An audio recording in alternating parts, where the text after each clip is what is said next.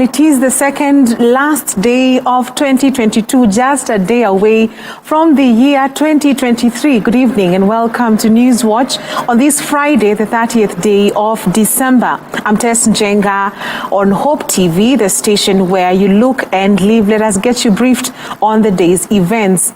Well, it was an emotional moment for Meru Governor Kawira Mwangaza after a special Senators Committee dismissed allegations against her, meaning that she will continue serving as governor. While tabling the committee's report, the committee chair Boni Halwale said that all claims against Kawira were not proven. The Meru MCAs wanted the governor ousted over alleged gross misconduct, the appointment of her husband to the county office, and the alleged dismissal of county officers.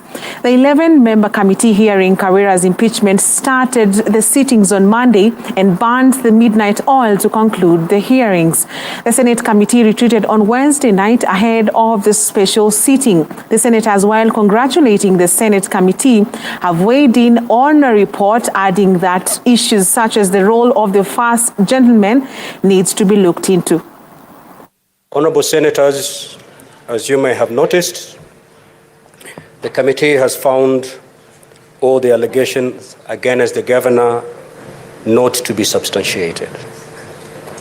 Therefore, honorable members, the procedure to be followed in this case is that set out in section 33(6)(a) of the County Governments Act and Standing Order number 84(a), both of which provide as follows.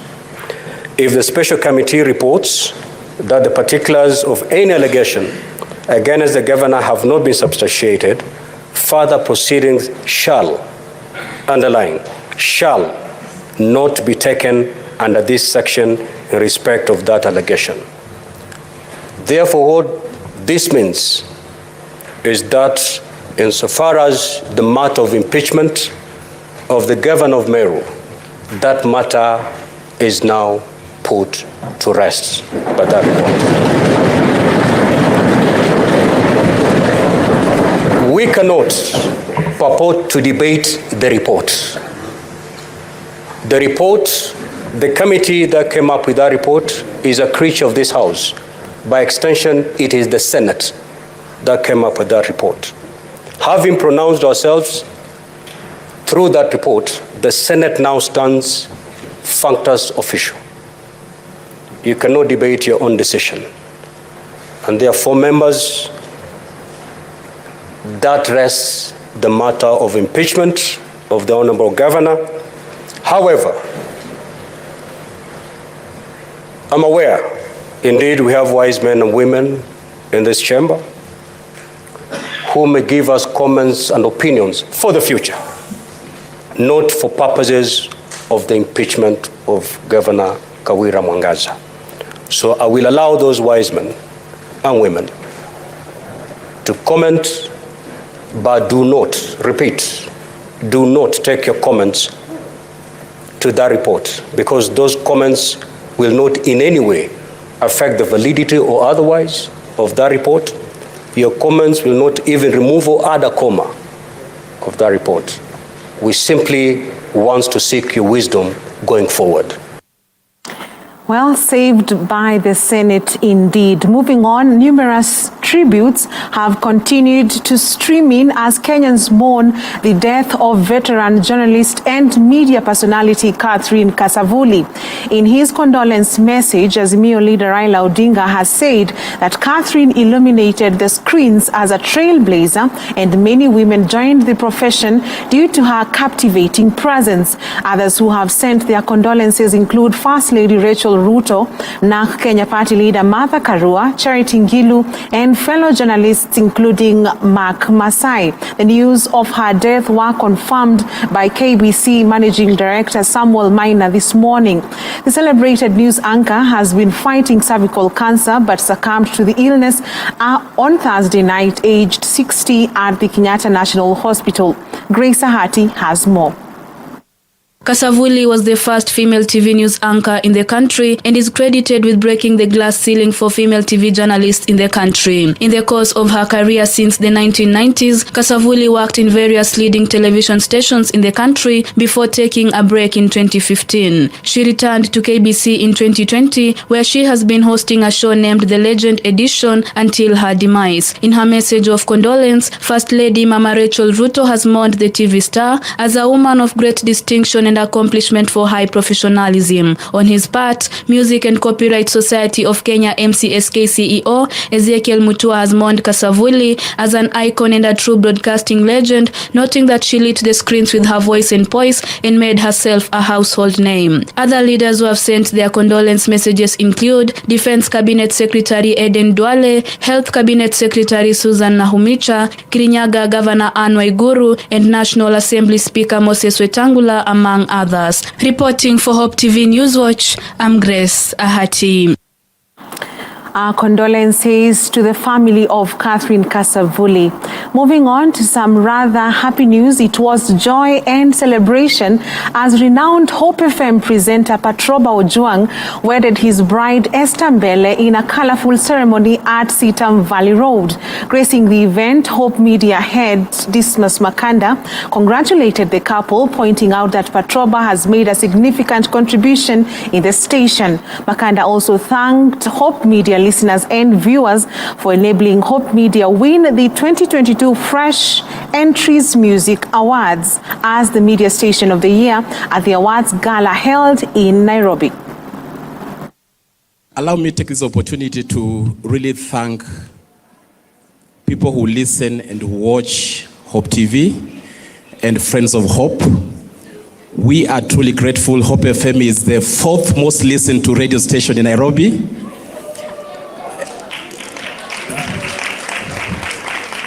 And this year, we were nominated and voted the Best Media House of the Year Fame Awards.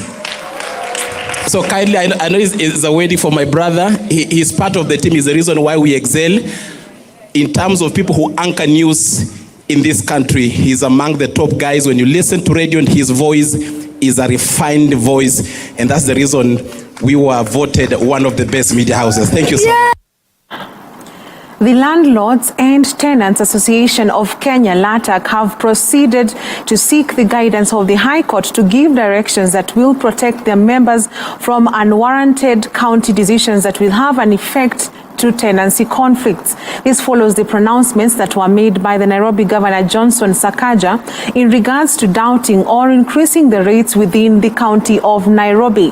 The association have therefore appealed to the members, landlords and tenants in Nairobi to remain calm as they wait for the guidance of the court. Addressing the post-COVID effect to the economy and the current issues of collapsed buildings in Nairobi County and across the country that cost lives and damage properties, LATAC Chairman Joachim Ombui has urged the government to hold consultative meetings with the association so as to close the gap on lack of proper county service delivery, including housing, water and roads. The association also congratulated the landlady Martha Wanjiru, who 3 days ago waived rent for January 2023 of a plot in Rongai. Landlords and Tenants Association of Kenya have taken measures in regard to protecting our members from unwarranted county decisions that will have an effect to tenancy conflicts. We believe in proper public participation as enshrined in our Constitution before any pronouncements are made. We have therefore proceeded to seek guidance of the High Court to give directions on major pronouncements that were made by the Nairobi County Government Chief, His Excellency Honorable Johnson Sakaja, in regard to doubling or increasing land rates within the county of Nairobi. A move which shall compel the landlords to equally increase rent for the struggling tenants. We don't want decisions to be made in boardrooms. We have the Constitution, we have people, the sovereign power of people, the Kenyan. So everything done must be consulted. there must be a round table. In Nairobi County, we have seen problems. Service delivery in Nairobi County is a problem. Houses, roads, water, security, there's an issue. So when people sit and make a decision that they are going to increase rates to our landlords, it will never add up. Kama organization, Landlord and Tenant Association of Kenya, tunashukuru sana kwa landlord kama hawa. Na ndio sisi tumekuja kutetea tenant wale wanafinyiliwa.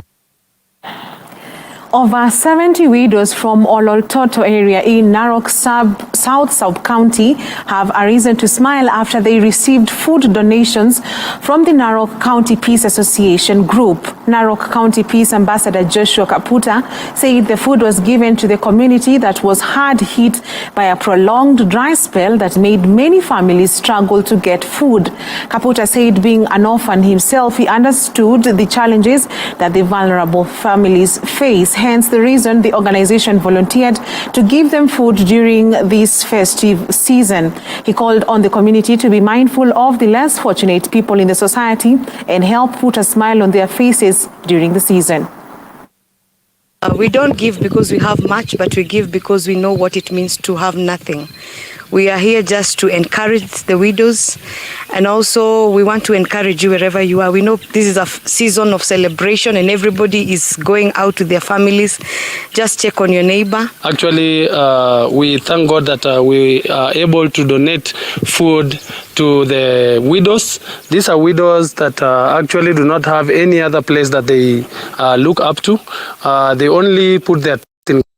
And today, because God has to be a blessing, and personally I was actually raised here, and I've been a blessing to other places, but today we chose to come back home and just be a blessing to the widows. Wakati wa kiangazi tukiwa mama kuna watoto yatima, tunakuanga tuko na chaneti mingi kwa siku hiyo, kwa kukua na hii kiangazi tuko na shida mingi, lakini kwa leo kwa ajili tumepata chakula, tumeshukuru sana.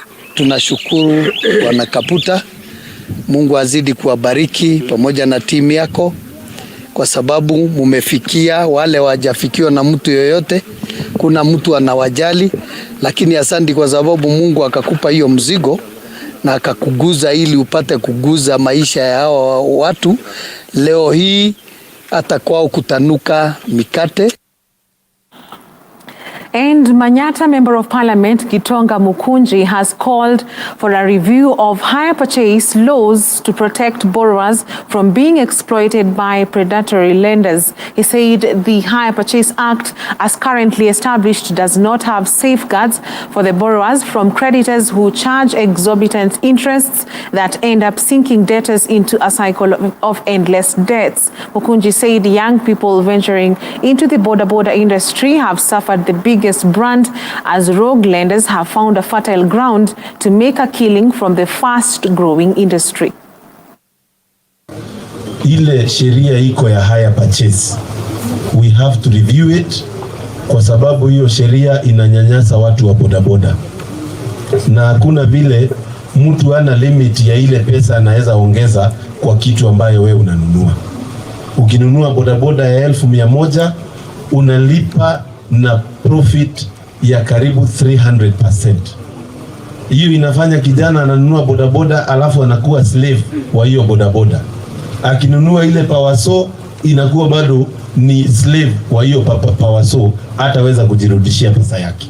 So we are going to review that na tuhakikishe tumeweka limit ya ile pesa mtu anaweza ongeza, ndio vijana wetu waweze kufanya biashara. Na mimi nasema hakuna haja mtu amelipa 90% ya pesa ya ile kitu alinunua, alafu juu amechelewa na wiki moja, na maybe ni vile amekuwa mgonjwa, pikipiki yake inakuja inaenda, alafu yeye hata ni kama hakuwa na pikipiki, shida inaanza kumuongezekea. So we need to review that. And that is all we had for you on News Watch tonight. Many thanks for watching and your support throughout the year 2022. Just to remind you, you are invited to a crossover Kesha happening tomorrow evening starting 9 p.m. at Sitam Valley Road, where Sitam presiding Bishop Callisto Odede will be ministering as we usher in the year 2023. I'm Tess Njenga. Enjoy the rest of 2022 and a Happy New Year 2023 in advance. Good night.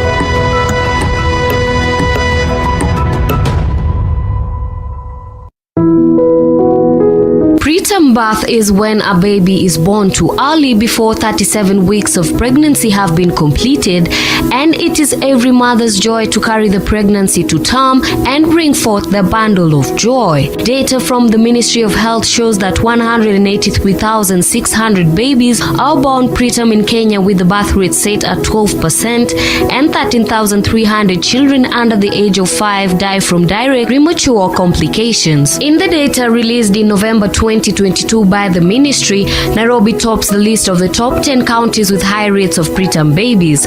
The county has 5,338 babies born too soon. Nakuru comes second with 2,815, Kiambu with 2,330 preterm births, Kilifi with 1,919, and Bungoma with 1,544. Others include Kajiado with 1,424, Kisumu with 1,346, Mombasa with 1,303, Trans Nzoia with 1,071, and Nyeri with 966 preterm babies. These counties account for 52% of the total premature babies born in the country. So, what happens when the child is born before the full term? I took time with several mothers who have given birth to preterm babies to understand the struggle in breastfeeding these precious blessings.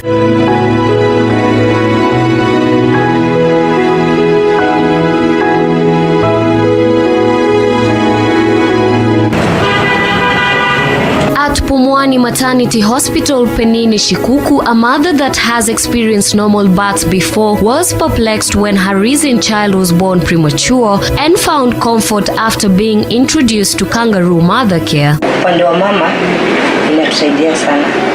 Ukiwa na mtoto mdogo kumleta hapa, at least hii chest yake ni kitu important. Once ukimleta hapa mtoto, at least inamboost, ana grow kuliko stimu. Kwa sababu mimi mwenyewe nilizaa mtoto, nilishtuka. Kwa sababu mtoto alikuwa mdogo. Sasa nikashindwa hata nimezaa mtoto kama nini. Kwa sababu mimi sijai, in my life sijai zaa mtoto kama hivi. Au wengine at least nimezaa 4.6 na huyu nimeona 1.1 niliona hapana. There's a change, sababu mimi niliogopa. Lakini nashukuru Mungu, tena nashukuru madaktari wako at least wamenisaidia. According to research from the Ministry of Health, kangaroo mother care KMC is equivalent to conventional incubators in terms of safety and warmth for preterm and underweight infants. However, the story is different for KMC champion mother Stella Mwikali, a mother who gave birth to preterm babies weighing 1.2 kilograms and 1.4 kilograms respectively, was among the first mothers to be introduced to KMC at Pumwani Maternity Hospital after it was officially launched in Kenya on 29th of March 2016. Her condition, which the society treated abnormally, did not make her give up, and through KMC, her child has experienced a happy ending that she uses as a voice of hope to mentor other mothers like Mary Nyawira, who gave birth to a preterm child weighing 800 grams. Sikuwa najua kama mtu anaweza zaa mtoto mdogo kama yule, na kwanza nilishtuka kwa sababu alikuwa twins na sikuwa natarajia. Vile nilizaa Huu mmoja alikuwa na shida ya kupumua, mwingine alikuwa sawa. Nikamleta nasari.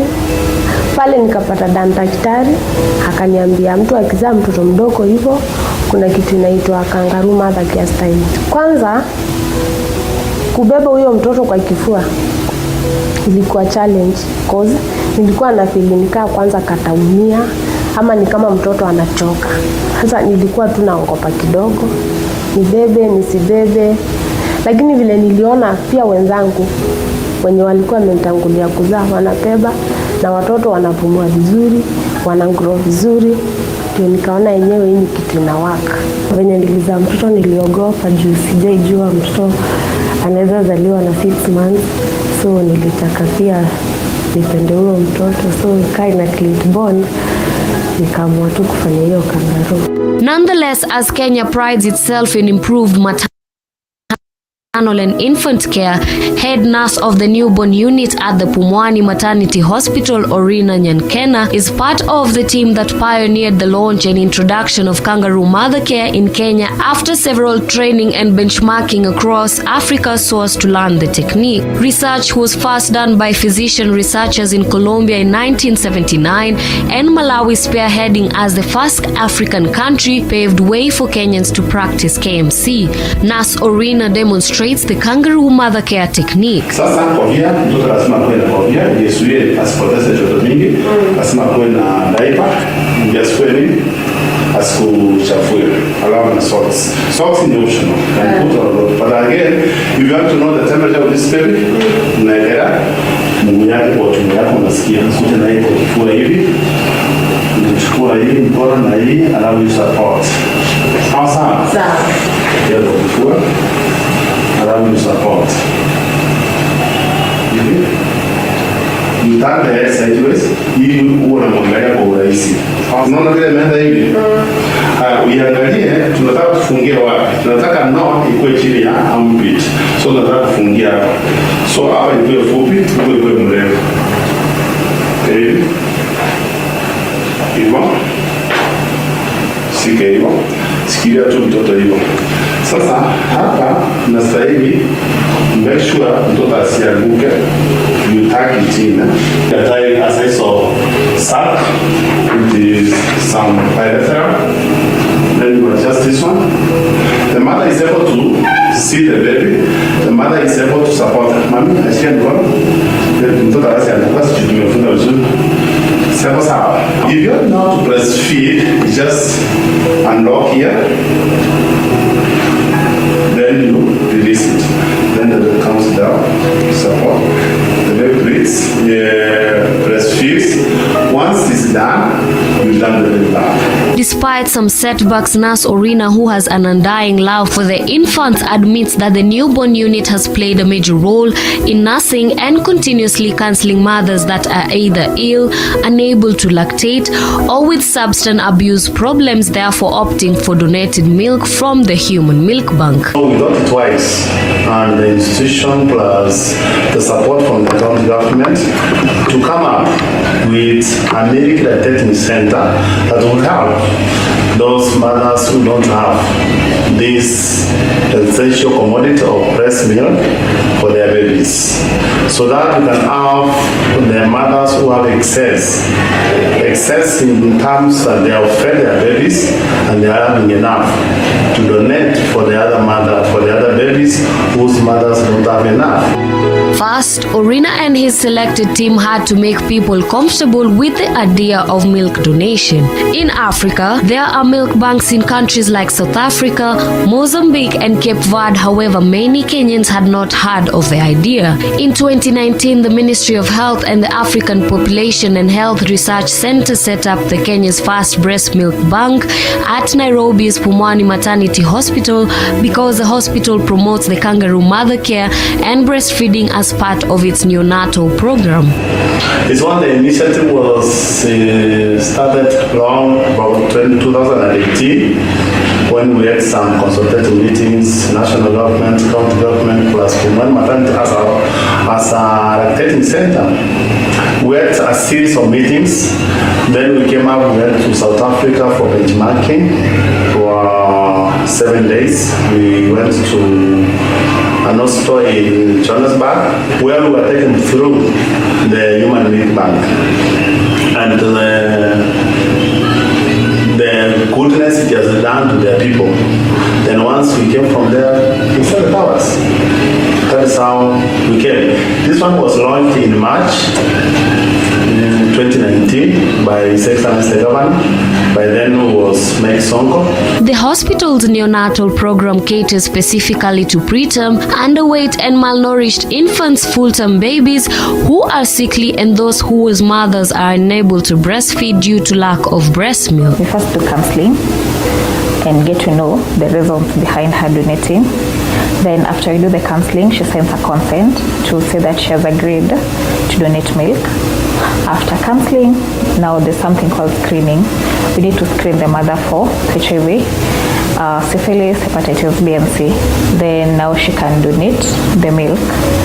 Then after donating, we store it in a freezer. It's frozen.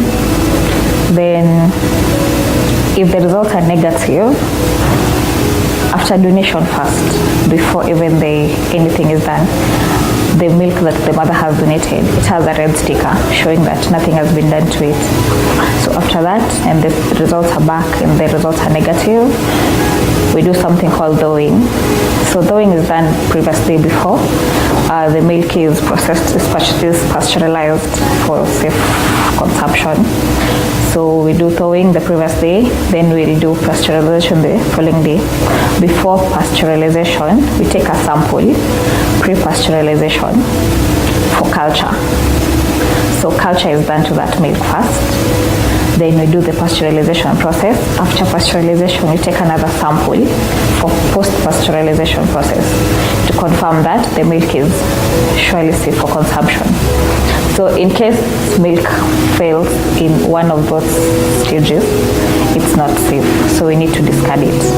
Then now when it is safe for consumption, we put it a green sticker and still it's frozen.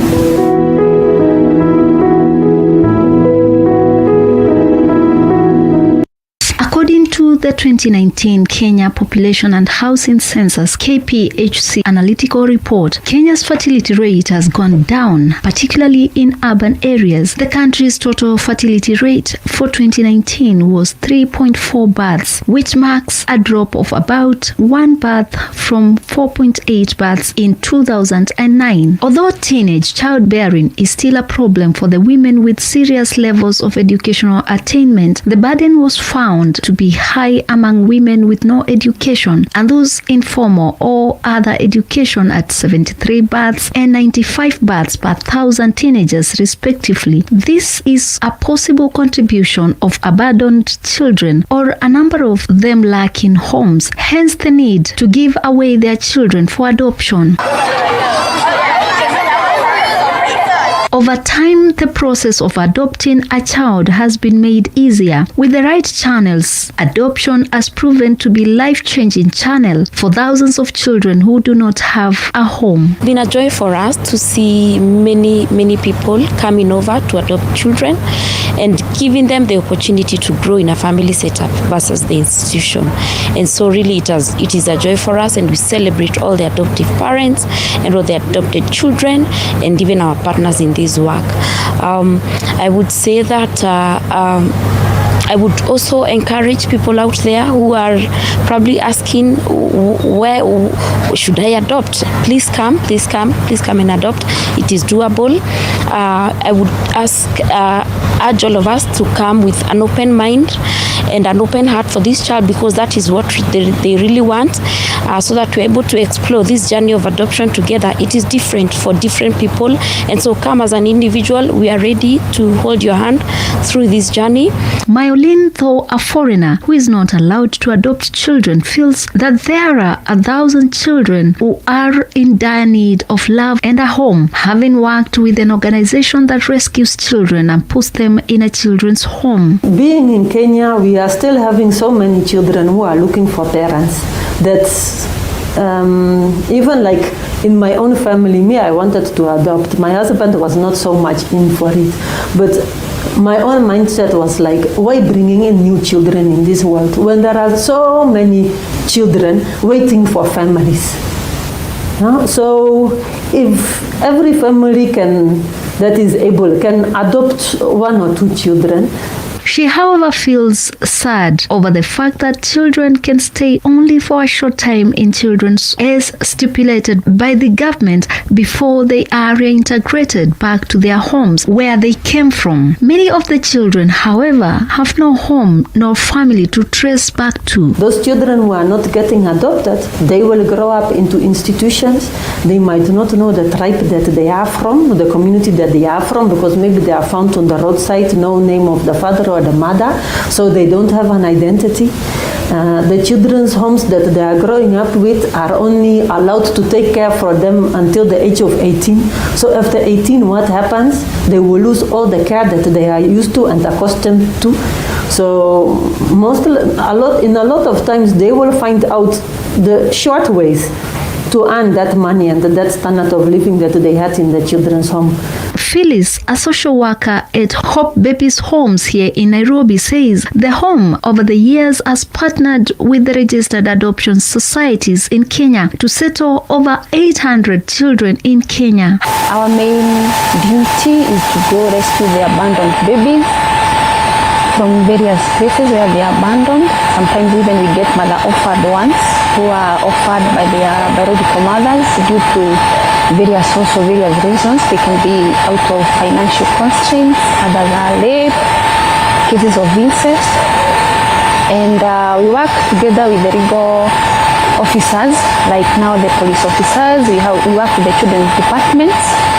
We also work with the children's court and also various hospitals, especially the main level 5 hospitals. That is where we get our children. Adoption does not always mean that one is unable to sire children. Many stakeholders now call on parents who are able to add 1 or more children to their biological ones to come out and have the adoption societies help them settle a child at home.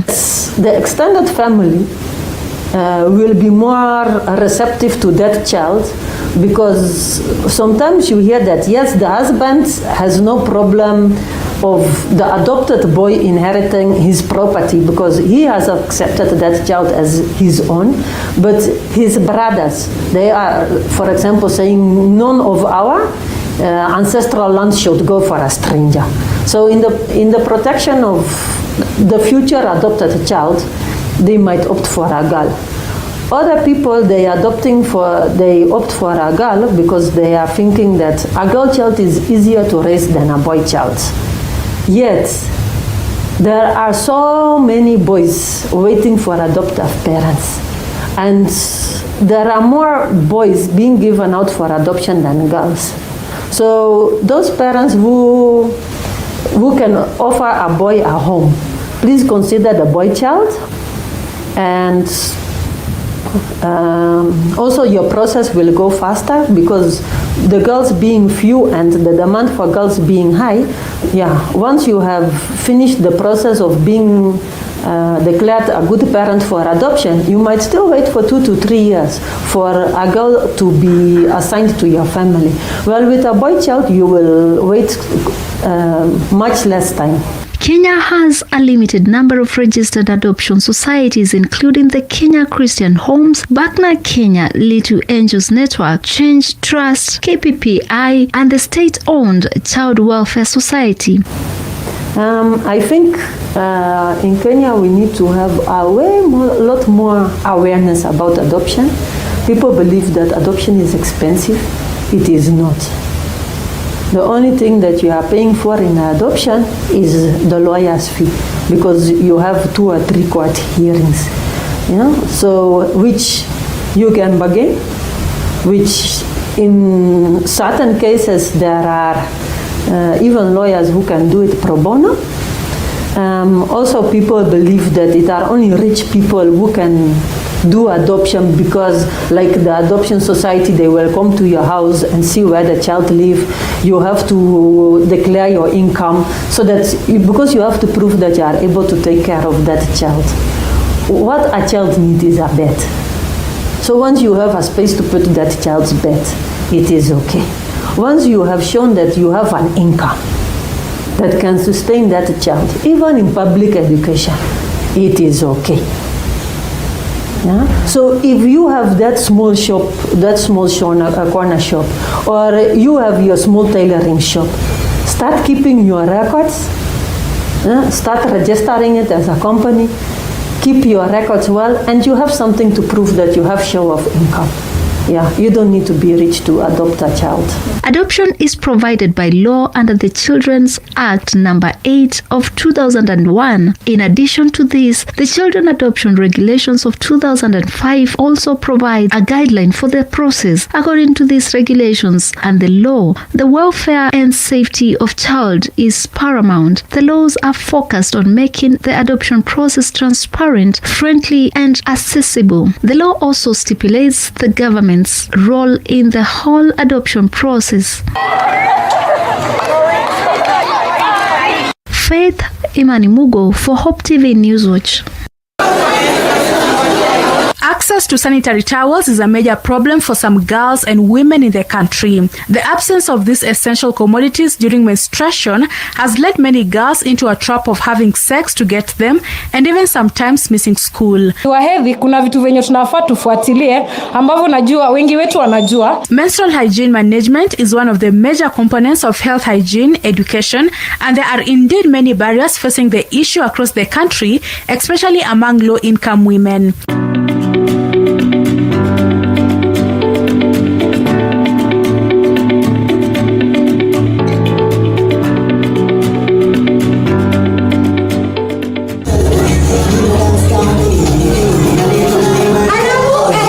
According to the 2019 to 2024 menstrual hygiene control strategy launched by the Ministry of Health on May 11, 2020, status analysis reports indicate that girls face challenges every month, with 58% of girls in rural areas and 53% of urban girls in the country unable to purchase pads or sanitary towels for their hygiene.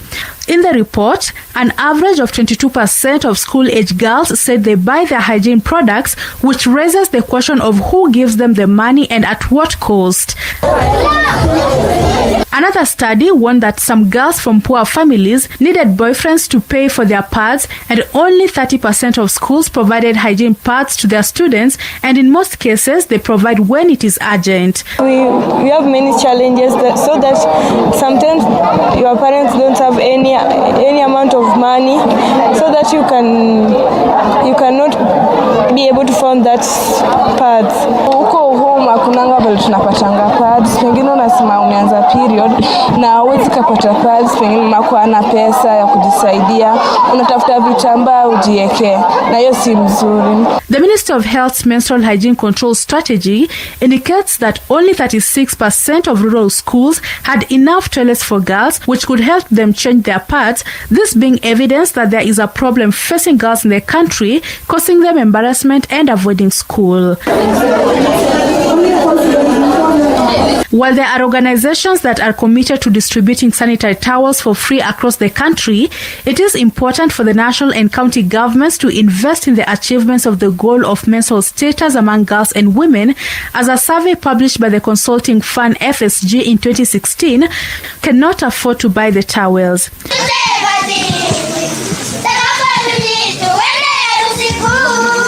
Self-menstruation remains a challenge for some girls who have reached the adolescence age and women in the country.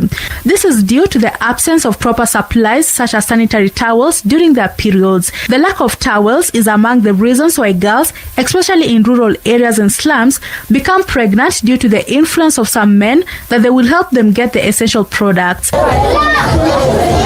Many girls also miss school during menstruation due to lack of these products. To address challenges among girls during menstruation, Hope Media visited Nairobi's Gorogosho slums in Ruaraka sub-county to help girls and women in the area to have safe menstruation. Wengi wanajiuliza kwa nini walizaliwa kwa slum, but hawajaipata answer. In the morning unaamka, but the four corners of your squeezed single room ndio the view. Poverty imekuwa serious mpaka maskini wanakuita maskini. Korogosho slum has about 20,000 residents. Girls and women here are facing challenges due to the high cost of living and the availability of money to buy pads every month, which costs between 50 shillings to 150 shillings is difficult. Earlier December 2022, Hope Media, the media arm of Christ is the Answer Ministries CITAM, organized a ceremony dubbed Padagal in partnership with the Fountain of Living Waters Ministry and reached out to 850 girls and more than 80 local women by giving them pads which will last them for about 5 months. At the event, the girls and women were taught about sex education and hygiene during menstruation, which has become a major barrier among girls in puberty. Periods is not by choice, we have to. For sex, we have a choice not to do sex. Sawa sawa. Kwa hivyo, during this holiday, it is my request. Na ninaomba tusiende kufanya vitu ambazo zitatuweka katika hatari ya kupata nini? Maambukizi ya kupata mimba za mapema. Sawa sawa. And in order to make sure they still have safe periods even after the pads they were given get finished, they were taught how to make homemade pads. Yenye ni cotton ndio inakuwa juu. Hapa nje unaweza tumia yeyote ambayo unapenda. Unaweza chagua ya maua ama yoyote tu ile umepata. Sawa sawa. Unaweza tumia hata juala. Sawa? Si tunajua kwenye tunaishi. Labda hiyo Winpro hautaifikia. Tumia kile unaweza afford. Hii kitambaa ingine hakikisha ni cotton na haita kuchoma. Sawa sawa. Hii ingine unaweza weka swag. Okay? So kuna Winpro, kuna hiyo cotton, yetu ni heavy kidogo, then kuna ile layer ingine. Korogosho OCS Ahmed Yako commended Hope Media for organizing the event and urged the girls to maintain discipline at all times, both at home and school. Mimi ningependa kuwahimiza jambo moja wasichana, hasa kwa wasichana. Kuna this being a slum, kuna challenges ya drugs tuko naye. Kuna mambo na wasichana wakati kupotea kidogo. Utenda kwa kijana ile ya boda, kijana fulani kule mlisoma naye zamani, alimaliza, uende ukae kule. Nafikiri ndio kitu mnakuja kuangazia vile mtakuja kuishi na wazazi yenu. Wengine ni mayatima, wengine wako kwa children's home. Ni mzuri ukuze ile discipline kama msichana. Sawa sawa? Usipotoshwe. Opportunity, you have got actors wala wanaserenyi kwa school fees. Mahitaji yenu kidogo sio kama sisi wakati ya zamani. So nyinyi yenu jukumu yenu kile kidogo mko naye kujikomit kusoma na kutenda wema wakati wote. Sawa sawa? So the Chief of Staff from the Ministry of Youth Affairs, Sport and Arts, who represented Cabinet Secretary Ababu Namwamba, said that the government appreciates community development projects. And just by interacting with the young people here and the young women, we know that there's so much that we have to do to ensure that we actually build back better from the bottom up as per His Excellency the President's agenda. And that is why we are here. And that is why the Minister sent us, so that we just make sure that we show our solidarity with partners such as Hope FM, who are carrying out some of these initiatives. So we are truly happy to be here. According to Head of Media at Hope Media, Dismas Makanda, there is need for different organizations to conduct such initiatives aimed at benefiting the vulnerable in society. There are people in our country who are going through very hard, difficult situation. And for this event happening here in Ngomongo, we identified about 1,200 girls who had difficulty of going through their menses. They are not able to get sanitary pads on a day-to-day or during their cycle, and therefore we spoke to many people, partners who came on board, and more specifically Christ is the ministry who sponsored us. We have Friends of Hope who have come on board. We have supermarkets and many people individually who came on board to be able to give us the resources to bless the people here. I can tell you, I can see the faces of many young people between the age of 10 and 24. They are so excited for getting this thing that they have maybe not had for a long time. We truly want to thank everyone who partnered with us to make this event successful. In his address during the 2022 Jamhuri celebrations, President William Ruto directed the Ministry of Education to collaborate with the innovators at St. Paul's University in producing and distributing sanitary towels in local schools. The most consequential breakthroughs in technological innovation have greatly enhanced human well-being. Among the Innovation Week's champions are the winners of 2022 HALT Prize Eco Banner from St. Paul's University, who employed the concept of green and circular economy to produce biodegradable sanitary pads from banana fiber. I have asked the Ministry of Education, in recognition of their innovation, to work with these young innovators on the delivery of our commitment to provide sanitary pads for schools in Kenya. In 2017, President Uhuru Kenyatta signed the Basic Education Amendment Act into law, placing the responsibility of providing free, sufficient and quality sanitary towels on the government. The law also compels the government to provide a safe and environmentally sound mechanism for disposal of the sanitary towels. 2 years after the law came into effect, there were concerns that schoolgirls were not receiving sanitary towels despite the government allocating billions to support the program. In addition to this, studies by researchers in Kenya have shown safe and effective use of menstrual products, which can enhance girls' ability to attend school and engage in different activities at home without discrimination or inferiority.